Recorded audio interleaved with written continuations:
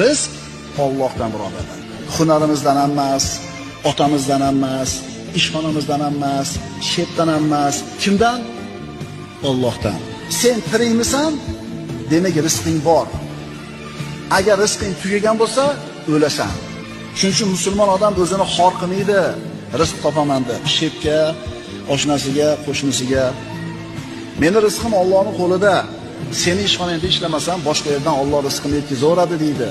Agar iymoni komil bo'lsa, rizqini Allohdan yeygan. Shep, meni haydamang, men нужна это работа deydi. Menga kerak shu ish deydi. Haydamang deydi. Alloh taolo rizqni bitta eshigini yopib qo'ysa, boshqasini albatta ochadi. Chunki siz tirikmisiz? Robbingiz subhanahu va taolo sizni rizqingizni o'zini zimmasiga olgan. Xotirjam bo'ling, qo'rqmang, cho'chimang. Kurs o'ynashdan ham qo'rqmang, do'konlar buzilib ketdi desam qo'rqmang.